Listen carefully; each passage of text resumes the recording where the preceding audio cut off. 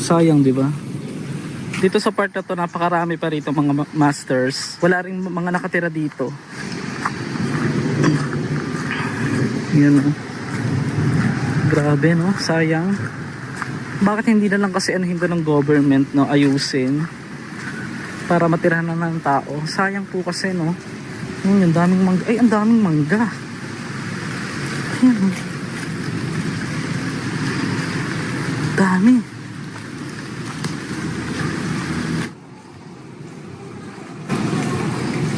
Yan, may nakatira naman dyan mga master sa part na dito, pero yung iba bakante pa rin. Grabe no, grabe naman pala, ang dami naman pala talaga. Kasi pagkagabi, yung binlag ko to ng gabi, hindi ko to nakikita ng ganito karami kasi nga madilim. Akala ko hanggang dun lang. Ang dami dito, more than almost 20 na yung hilera dito oh, na hindi na mapapakinabangan. Tapos pinasok na ng ano, ng mga yan o, magubat na. Ito guys, nandito na tayo sa pinakadulong bahagi ng mga inabando ng pabahay para po sa mga guro. At papapansin ninyo na dito talaga yung mga wala ng totaling nakatira. Oo, tignan nyo to oh. Kapanghinayang. So kung ano-ano mga pinaggagawa na dito. Yan o, may mga damit.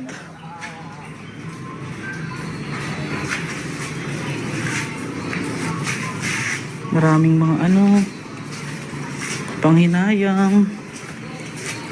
Eh kung bibili ka ng ganyang bahay, magkano din ang halaga, di ba? Mga master. Ang nilalakaran ko ngayon ay hindi na po maaaring tirahan ng mga tao at nakakapanghinayang. Ito gusto lang abandoned or haunted village na dito po sa Bulacan na inilaan po para po sa mga guro. Ang ilan nga daw sa mga bahay dito sa 20 years ng abandon ay may mga kwento na rin kababalaghan. Kung tatansyahin ko kung gaano karami ang mga bahay ay aabot ito sa halos 200 kasama na ang mga bakante at ang sinasabing bayad na. Pero dito sa pinakadulo ay may mga nakatira talaga, kaya lang hindi pa rin naiiwasan na may bakante bawat bahay.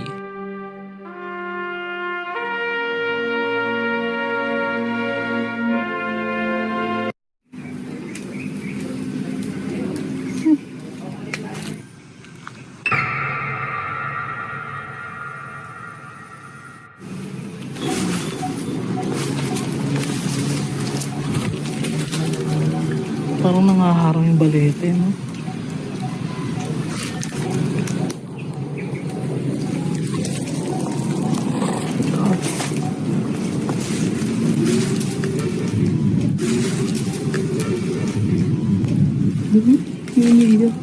May umiiyak.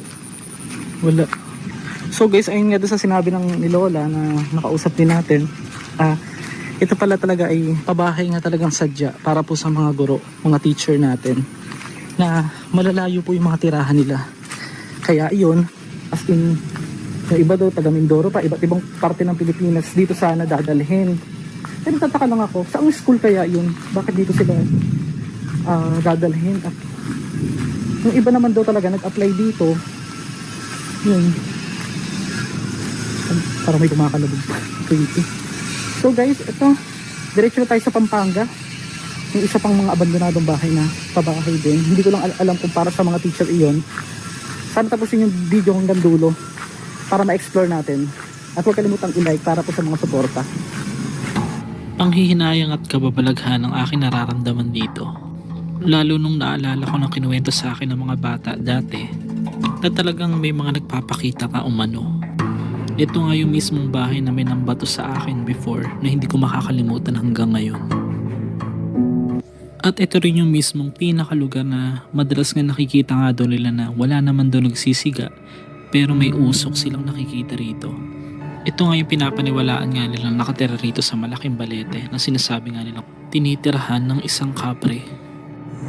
Pero kahit sa kabila ng kapabalagang kwento ay panghihinayang nangingibabaw na aking nararamdaman at napakaraming tanong